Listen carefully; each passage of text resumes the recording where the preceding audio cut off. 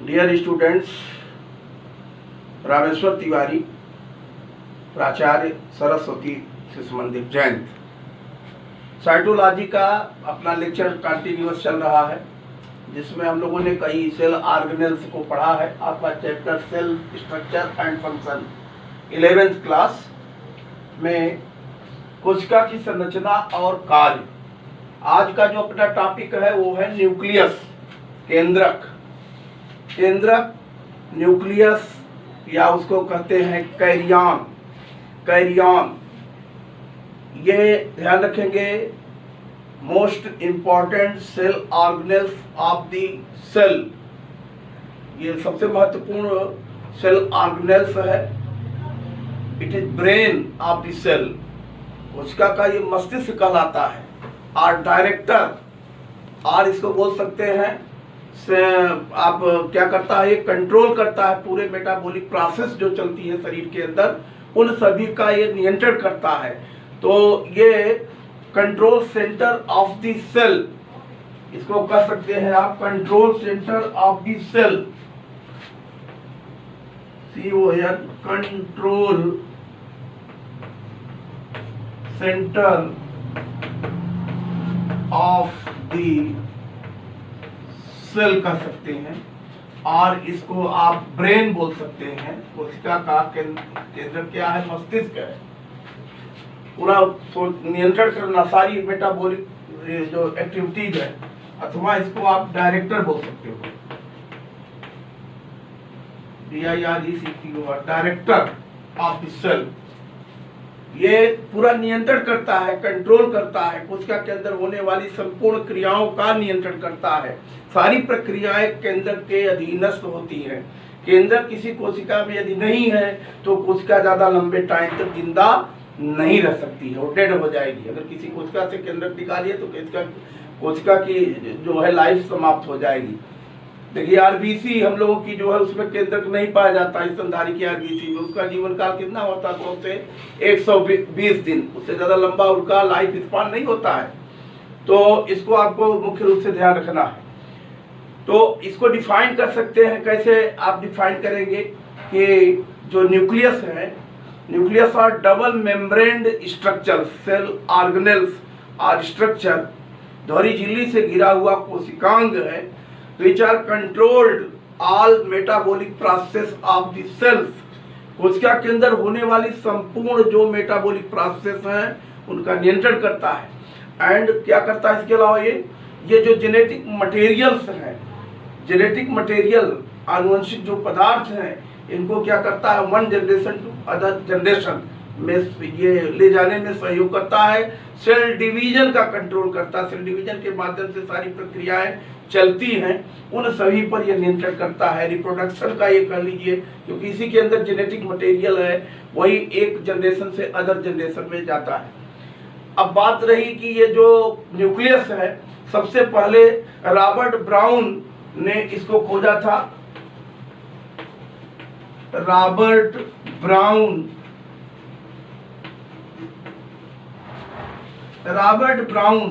ये साइंटिस्ट है। सबसे पहले इसने 1931 में कह सकते हैं 1931 में इसका डिस्कवर किया, खोजा। और कहाँ खोजा था? वो आर्किड जो परिरोही एपीफाइट्स हैं, दूसरे पौधों के ऊपर ग्रो करने वाले प्लांट्स हैं, उनका जो है स्टडी कर रहे थे, सेक्शन कट करके उनको। वहाँ पर जो आर्किड में डेंस बॉडी दिखाई दी थी, सघन रचना एक, तो उसके लिए उन्होंने क्रोमोसोम के नाम से इसको बताया। क्रोमोसोम है, दीज आर क्रोमोसोम्स। ये न्यूक्लियस, अभी ध्यान रखेंगे कि न्यूक्लियस कहेंगे केंद्रक है, जिसके अंदर कह लीजिए क्रोमोसोम्स होते हैं।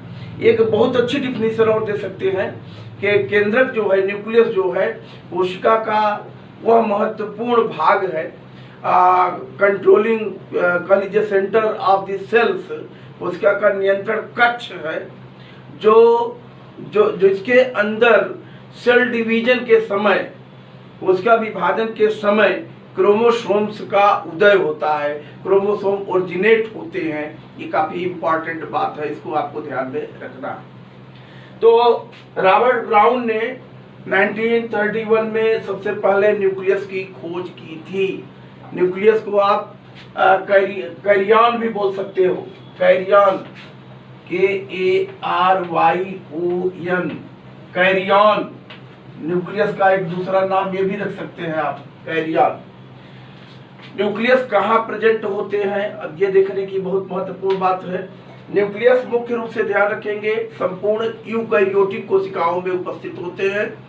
प्रोकैरियोटिक कोशिकाओं में nucleus, well developed nucleus are absent in prokaryotic sales.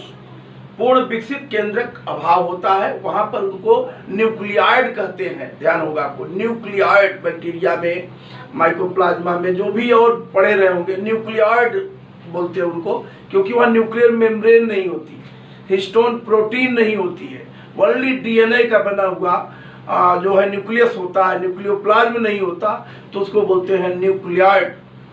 True nucleus नहीं है ये, true nucleus are absent. Well developed nucleus कहाँ होंगे, यूकैरियोटिक सेल्स के अंदर होते हैं। जनरली वन सेल में वन ही न्यूक्लियस होता है, बट बहुत ढेर सारे ऐसे जीव हैं, जैसे पैरामीशियम में देखिए, पैरामीशियम में उसके अंदर अगर ये होता है, पैरामीशियम का स्ट्रक्चर शेप ऐसा स्लीपर शेप, यहाँ पर एक बड़ा न्यूक्लियस होता है और दूसरा छोटा। बाकी रचना हम नहीं बना रहे हैं, कोई जरूरत नहीं बनाने की, पैरामीशियम आपको ध्यान में होगा। तो इस तरीके से इसमें ये माइक्रो न्यूक्लियस होता है, माइक्रो, और ये वाला कहलाता है माइक्रो। माइक्रो ये दोनों ही न्यूक्लियस है, ध्यान रखेंगे, न्यूक्लियस में। ये बड़ा वाला मेटाबॉलिक प्रोसेस का कंट्रोल करता है, छोटा वाला क्या करता है, माइक्रो वाला क्या करता है, रिप्रोडक्शन में भाग लेता है। तो यहाँ पर इस तरीके से है, बहुत ढेर सारी कोशिकाएं हैं, कुछ एल्गी हैं, जैसे बाउचेरिया है, और इसी तरीके से कुछ फंगस हैं जिनमें बहुत राइजोपस है, बहुत ढेर सारे इनमें न्यूक्लियस पाए जाते हैं। दीज आर सिनोसिटिक स्ट्रक्चर, उसको बोलते हैं सिनोसिटिक संरचना, जहाँ पर एक ही कोशिका के अंदर कलीजियस कोशिकाओं का डिफरेंशिएशन नहीं है, उसके अंदर बहुत ढेर सारे न्यूक्लियाई दिखाई दे रहे हैं, उसको बोलते हैं सिनोसिटिक स्ट्रक्चर। न्यूक्लियस मैमल की आरबीसी में नहीं पाए जाते हैं, स्तनधारियों की आरबीसी के अंदर नहीं पाए जाते, ऊंट और लामा को छोड़कर। ये अपवाद है, ऊंट और लामा उनके अंदर पाए जाते हैं। ये ध्यान रखना, नीट ऊट के प्रश्न है, बहुत ढेर सारे पूछे जाते हैं, इसलिए इनको ध्यान में रखना है आपको। अब इसके अलावा देखेंगे, अब स्ट्रक्चर देखेंगे, न्यूक्लियस की संरचना किस प्रकार से है। न्यूक्लियस जानते हैं डबल मेम्ब्रेन स्ट्रक्चर है, ध्वनि झिल्ली से घिरा हुआ कोशिकांग है, largest cell organelles in the cells, कोशिका के अंदर बहुत बड़ा भाग होता है, केंद्र का बड़ी रचना के रूप में होता है। तो हम इसकी संरचना देखेंगे, एक न्यूक्लियस की संरचना में कौन कौन से भाग हैं। तो न्यूक्लियस की एक संरचना अगर देखी जाए ये, तो उसमें महत्वपूर्ण जो भाग होते हैं, सबसे बाहर होती है न्यूक्लियर मेम्ब्रेन, इसको देख ले कौन कौन से भाग हैं। फर्स्ट न्यूक्लियर मेम्ब्रेन, केंद्रक झिल्ली जिसको बोलेंगे, केंद्रक झिल्ली, हिंदी लिख रहा होगा लिख लेना आप, इसको आप कैरियोथीका भी बोल सकते हैं। इसका एक नाम, जैसे कैरियन कहते हैं तो कैरियोथीका, कैरियोथीका एक नाम ये भी कर सकते हैं, कैरियोथीका के नाम से जान सकते हैं। और दूसरा जो है, इसके अंदर जो द्रव्य भरा हो वाला हिस्सा होता है वो कहलाता है, ध्यान रखेंगे, न्यूक्लियोप्लाज्म। न्यूक्लियोप्लाज्म केंद्रक द्रव्य, केंद्रक द्रव्य, कैरियोप्लाज्म, कैरियोप्लाज्म भी कर सकते हो। अब यहाँ हम लिखने नहीं जा रहे हैं, केंद्रक द्रव्य। तीसरा इसमें महत्वपूर्ण जो भाग होता है, इसका ध्यान रखेंगे, वो होता है न्यूक्लियोलस। न्यूक्लियोलस जिसको आप केंद्रिका कहते हो, केंद्रिका लिखना होगा, हिंदी लिख लेना, एक केंद्रक, न्यूक्लियोप्लाज्म केंद्रक द्रव्य, केंद्रक द्रव्य, इसको क्या बोलेंगे आप, न्यूक्लियर मेम्ब्रेन, केंद्रक झिल्ली, इसको भी लिख दे, नहीं तो आप कहेंगे नहीं लिखा गया। केंद्रक झिल्ली।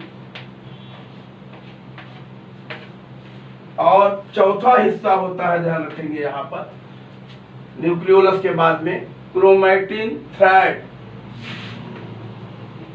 Chromatin TEIN, chromatin thread.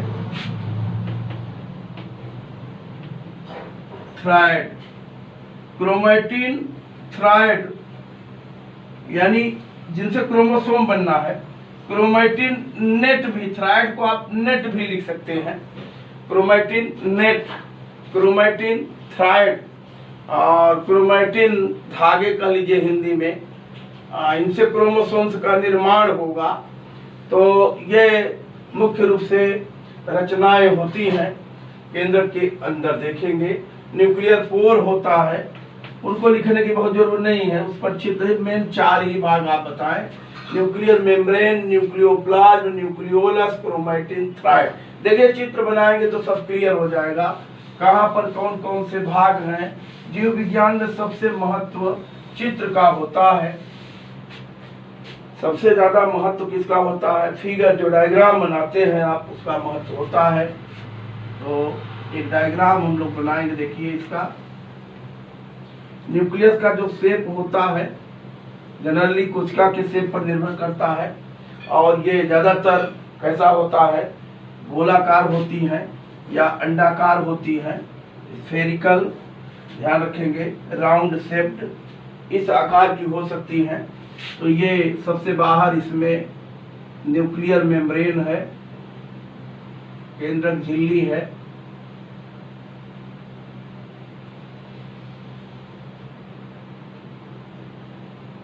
ये बीच में पोर, न्यूक्लियर पोर दिखाया जा रहा है, छिद्र है। और ये यहाँ से ये एंडोप्लाज्मिक रेटिकुलम आगे जुड़ी रहती है।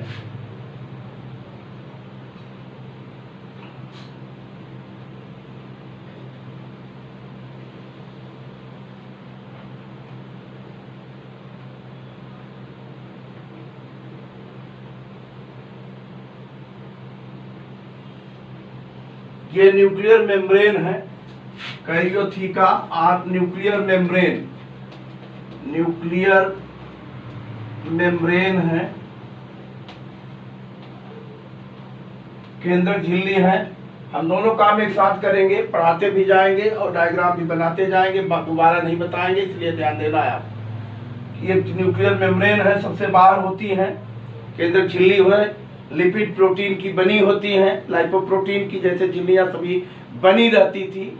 और ये इनको केंद्रक झिल्ली हम लिख दिए, वैसे चाहे आप लिखते तो ये आउटर मेम्ब्रेन होगी, आउटर है ये, और ये है इनर, आउटर और इनर, INNER, इनर मेम्ब्रेन। ये दोनों ही झिल्ली ही है, ये दोनों कह लीजिए, हम यहाँ से दिखा दे रहे हैं, दोनों ही क्या है? न्यूक्लियर मेम्ब्रेन है। और इनकी जो थिकनिंग होती है, झिल्ली की जो मोटाई होती है 80 to 90 एंगस्ट्रॉन, ये मोटी होती है, याद रखना। यही मैं लिख दे रहा हूँ ताकि आपको भूले ना। 80 to 90 एंगस्ट्रॉन लगभग ये कैसी होती है? झिल्लियों की मोटाई होती है। सबसे आउटर मोस्ट मेम्ब्रेन है, झिल्ली है, लिपिड और प्रोटीन की बनी होती है ये झिल्लियां। और इन झिल्लियों में ध्यान रखना, इनके अंदर ये पोर, न्यूक्लियर पोर है, न्यूक्लियर पोर, छिद्र पाए जाते हैं कुछ झिल्लियों के बीच में, जिससे न्यूक्लियस के अंदर का जो सब्सटेंस है, मैट्रिक्स है, द्रव्य है, न्यूक्लियोप्लाज्म है, उसके पदार्थों का साइटोप्लाज्म, बाहर क्या है? साइटोप्लाज्म है, उससे एक्सचेंज कर सकें, उससे लेन देन कर सकें। ये 300 से 300 एंगस्ट्रॉन टू 1000 एंगस्ट्रॉन ये डायमीटर के पोर होते हैं, छिद्र होते हैं। 300 से लेकर के 1000 एंगस्ट्रॉन के कह लीजिए ये छिद्र पाए जाते हैं, उपस्थित होते हैं। अगर ये झिल्लियों के बीच में ध्यान देना, दोनों झिल्लियों के बीच आउटर और इनर जो मेम्ब्रेन है, इनके बीच में ये जो स्पेस होता है, जिसको पेरी न्यूक्लियर स्पेस बोलते हैं, दोनों के इन छिद्रों के, दोनों झिल्लियों के बीच का जो गैप स्पेस, ये कहलाता है पेरी न्यूक्लियर स्पेस। ये जो बीच में स्पेस है, पेरी न्यूक्लियर स्पेस। और ये पेरी न्यूक्लियर स्पेस जो होता है 150 एंगस्ट्रॉम, लगभग ध्यान रखना है 150 एंगस्ट्रॉम। ये दोनों के बीच की जो दूरी होती है outer membrane and inner membrane के बीच की 150 एंगस्ट्रॉम ये होती है, ध्यान रखना। इसके बाद अंदर चलते हैं। इसके अंदर जो भरा हुआ द्रव्य होता है, पहले ही बता दिया गया है, इसके अंदर जो द्रव्य भरा हुआ है वो कहलाता है क्या, न्यूक्लियोप्लाज्म बोलते हैं उसको। ये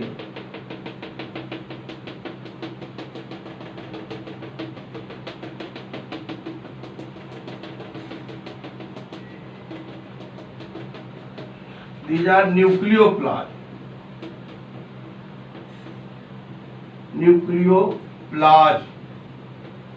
कैरियोप्लाज्म, केंद्रक द्रव्य, केंद्रक द्रव्य बोल सकते हैं, न्यूक्लियोप्लाज्म बोल सकते हैं, ध्यान देना। तो ये जो न्यूक्लियोप्लाज्म वाला हिस्सा है, अंदर भरा हुआ जो द्रव्य है, यह मुख्य रूप से प्रोटीन का बना होता है।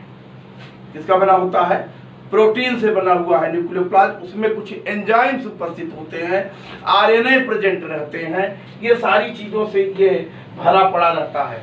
या न्यूक्लियोप्लाज्म में क्या होंगे, आरएनए होंगे, मेनतः प्रोटीन होगी, मुख्यतः प्रोटीन का बना होगा।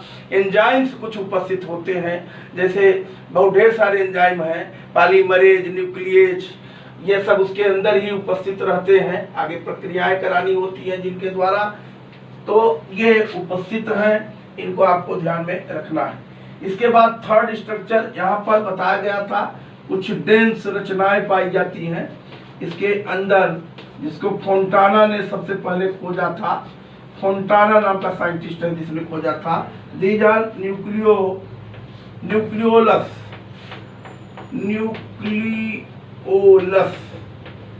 केंद्रिका, लिखे थे वहां, ध्यान होगा आपको, लिखे थे वहां पर केंद्रिका, न्यूक्लियोलस कह सकते हैं। और ये जो न्यूक्लियोलस होता है काफी महत्वपूर्ण होता है।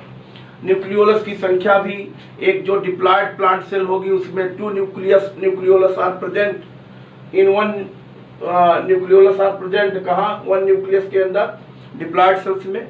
और प्याज में देखा गया है, ओनियन में, एलियम सीपा लिलियेसी फैमिली का है, इसमें प्याज जिसको बोल रहे हो, उसमें एक कोशिका के अंदर इनकी संख्या 4 तक होती है डिप्लॉयड सेल्स में। स्वयं ह्यूमन के डिप्लॉयड सेल्स में कह लीजिए number of nucleolus 5 nucleolus are present 1 diploid cells of human. मनुष्य के द्विगुणित कोशिकाओं में 5 तक न्यूक्लियोलस प्रेजेंट होते हैं। सबसे पहले फोंटाना ने इनकी खोज की थी। न्यूक्लियोलस की खोज यहीं पर मैं बता दे रहा हूँ, थोड़ा सा ध्यान देना। फोंटाना ये साइंटिस्ट हैं जिन्होंने न्यूक्लियोलस की सबसे पहले खोज की थी। खोजा था फोंटाना ने न्यूक्लियोलस को। फिर उसके बाद में बोमेन, BOWMAN दूसरे साइंटिस्ट हैं, बोमेन ने इनको न्यूक्लियोलस नाम दिया था। ये नाम दिए थे न्यूक्लियोलस, ध्यान रखना, नाम दिया इन्होंने। और इन्होंने, फोंटाना ने क्या किया था, खोजा था, खोजा, यहाँ मैंने लिख दिया डिस्कवर्ड बाय फोंटाना, एंड उसको जो न्यूक्लियोलस नेम इसके द्वारा प्रेजेंट किया गया, दिया गया, ये बोमेन के द्वारा। तो यहाँ लिख दिए हैं वो बातों को, इसलिए इसको ध्यान में रखना। इसी का मैटर है न्यूक्लियोलस का जो लिखा गया है। तो ये काफी महत्वपूर्ण है, इनको नोट करते जाएंगे। मैंने कहा इसी में मैं पढ़ाता जाऊंगा, लिखता जाऊंगा, मिटाता जाऊंगा, इसलिए आपको थोड़ा सा ध्यान में रखना है। न्यूक्लियोलस में 10% RNA, 85% प्रोटीन एंड 5% DNA होता है। 10% क्या होता है इसमें, ध्यान रखना, 10% RNA होगा, RNA, 85% प्रोटीन होती है जिससे बना है, और 5% DNA होता है। ये काफी महत्वपूर्ण मैटर मैं यही लिख दे रहा हूँ। न्यूक्लियोलस के बारे में जानकारी सब मैंने लिखी है, ये दिमाग में आपके आना चाहिए। ये न्यूक्लियोलस इन चीजों से बना हुआ, और यहाँ पर 10% RNA, 85% प्रोटीन और 5% किससे बना हुआ है, DNA से बना हुआ है। और इनका जो निर्माण कह लीजिए होता है वो क्रोमोसोम्स, जिनको गुणसूत्र कहेंगे, क्रोमोसोम्स के द्वारा इनका जो है निर्माण होता है। एक इसमें अगर देखा जाए न्यूक्लियोलस की संरचना में, एक न्यूक्लियोलस की संरचना यहाँ मैं बना दूं थोड़ा सा। न्यूक्लियोलस कभी ये रचना में पढ़ रहा हूँ, हम लोग अध्ययन कर रहे हैं। न्यूक्लियोलस की मैं बात कर रहा था। अगर देखा जाए तो उसमें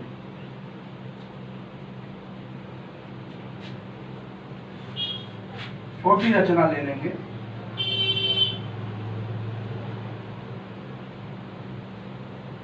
ये मेम्ब्रेनलेस, मेम्ब्रेन नहीं होता, ध्यान रखेंगे, झिल्ली नहीं है इसमें, कि आप इसको समझें।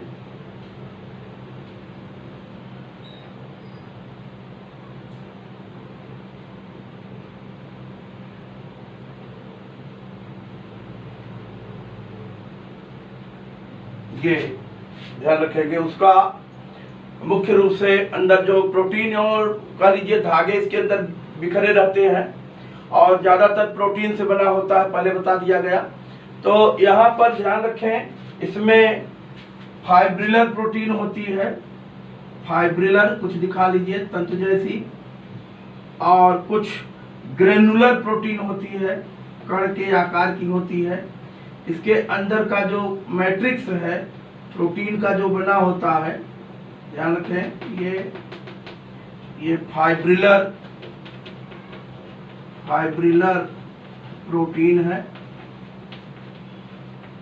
ये कण जैसी जो बनाए ग्रेनुलर प्रोटीन है, मेन प्रोटीन ही तो है जिनसे ये बना हुआ है, ग्रेनुलर प्रोटीन है। ग्रेनुलर प्रोटीन में प्रोटीन और RNA है 2:1 के अनुपात में। ग्रेनुलर में क्या है, प्रोटीन है और धन RNA है। RNA मैं यहाँ लिख दे रहा हूँ, जो थोड़ा सा दिमाग का इस्तेमाल करेगा वो समझ जाएगा। प्रोटीन RNA से ग्रेनुलर वाला बना हुआ। तो जो इसका जो ग्रेनुलर प्रोटीन वाला हिस्सा होता है न्यूक्लियोसोम का, ग्रेनुलर प्रोटीन वाला पार्ट प्रोटीन धन RNA, प्रोटीन और RNA से मिलकर बना होता है। और ये प्रोटीन और RNA की यहाँ पर जो मात्रा होती है वो होती है 2:1, 2:1 के रेशियो में ग्रेनुलर प्रोटीन होती है, यानी प्रोटीन धन RNA, प्रोटीन और RNA से मिलकर बना होता है। और ये न्यूक्लियोलर राइबोसोम्स का कह लीजिए उसके द्वारा निर्मित होता है। तो यहाँ पर काफी महत्वपूर्ण बातें इनको ध्यान में रखना। इसके अलावा फाइब्रिलर प्रोटीन होती है, बताए फाइब्रिलर प्रोटीन होती है जो राइबोन्यूक्लियो प्रोटीन से बना होता है। इससे बना होता है, राइबोन्यूक्लियो प्रोटीन से बना होता है, इसको आपको भी ध्यान में रखना है। इसके अलावा इसमें न्यूक्लियर क्रोमैटिन है। न्यूक्लियर क्रोमैटिन ये व्हाइट कलर में जो दिखाए गए हैं, तो ये न्यूक्लियर क्रोमैटिन वाला हिस्सा जो होता है, ये न्यूक्लियर क्रोमैटिन जो होता है मुख्य रूप से ध्यान रखेंगे, ये किससे बना होता है, DNA का बना होता है। न्यूक्लियर प्रोटीन वाला हिस्सा जो होता है वो किसका बना रहता है, DNA से निर्मित होता है। तो ये न्यूक्लियोलस के बारे में भी थोड़ा जानकारी रखना है। न्यूक्लियोलस वैसे पूरा मिलाकर कर कहा जाए तो ये विभिन्न प्रकार की प्रोटीन और RNA से बना है, चाहे वो ग्रेनुलर हो, चाहे फाइब्रिलर हो, चाहे ये कह लीजिए न्यूक्लियर हो। मैंने इसी तरीके से ये कह लीजिए कैसे है, इसका सबसे बाहर की ओर वाला हिस्सा जो बताए थे किसका है, पेरी न्यूक्लियर क्रोमैटिन का बना कहलाएगा। ये लगा हुआ है, ये झिल्ली नहीं है कोई, चूंकि न्यूक्लियोलस के चारों तरफ मेम्ब्रेन नहीं पाई जाती है। इसके बाद आगे चलेंगे, ये न्यूक्लियोलस के बाद में जो रचना बात कर रहे थे, क्रोमैटिन ये देख रहे हैं DNA और हिस्टोन प्रोटीन की बनी हुई जाल के समान धागे जैसी लिपटी हुई रचना पाई जाती है, जो कहलाती है क्रोमैटिन थ्रेड। उसको क्या बोलते हैं, रचना को मुख्य रूप से क्रोमैटिन थ्रेड, THREAD थ्रेड। तो ये क्रोमैटिन थ्रेड कहलाती है, लिपटी रहती है। ये किसकी बनी होती है, DNA प्लस हिस्टोन प्रोटीन से बनी है। DNA प्लस हिस्टोन, हिस्टोन ये प्रोटीन है, हिस्टोन इससे बनी होती है। ये जब यही वह रचना प्रोकैरियोटिक कोशिका के केंद्रक में होती है। प्रोकैरियोटिक कोशिका का जो केंद्रक होता है केवल इसी का बना होता है, उसमें भी ओनली DNA होता है, हिस्टोन प्रोटीन नहीं होती है। उसको वहां पर न्यूक्लियाइड कहते हैं, न्यूक्लियाइड, या उसको वहां पर केवल DNA से संकेत कर देते हैं, संकुलर DNA लिख देते हैं, ऐसी रचना पाई जाती है। ये जो क्रोमैटिन थ्रेड, क्रोमैटिन नेट हैं, ये आपस में मिलकर जो बनी रचना धागे जैसी है, ये सेल डिवीजन के समय टूटती है। पहले संकुचित होती है, फिर उसके बाद क्या होती है, कंस्ट्रक्शन होता है, ये थोड़ा सा थिकेंड हो जाती है, मोटी हो जाती है, और ये छोटे छोटे कह लीजिए उसमें टूट जाती है। वो रचनाएं कहलाती है, इसी से बनती हैं। वो रचनाएं होती हैं क्रोमोजोम, क्रोमोजोम, क्रोमोसोम जो भी कहिए। क्रोमोसोम, क्रोमो माने कलर, सोमा माने बॉडी, जो रंग को, जो पिगमेंट को ग्रहण करेगी, रंग द्रव्य को स्टेन लेगी यानी ग्रहण होगी। इनको अभिरंजित करते हैं, किससे अभिरंजित करते हैं, हेमेटोटैक्सिलिन से या फ्यूलजेन से।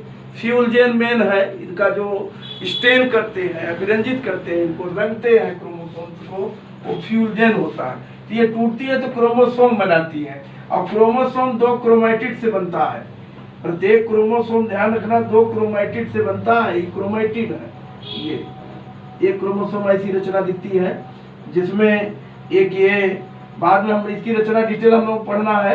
यह है सेंट्रोमियर, सेंट्रोमियर, और ये दोनों है क्रोमैटिड, क्रोमैटिड।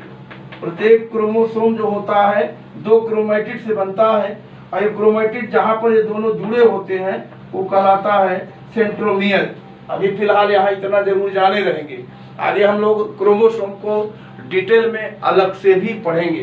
तो ये इस तरीके से ये केंद्र की संरचना का हमने साथ साथ जो है एक्सप्लेनेशन किया, उसके स्ट्रक्चर को समझाया, और ये सारी बातें आपको समझाई गई, इनको जिनको कि आपको ध्यान में रखना है।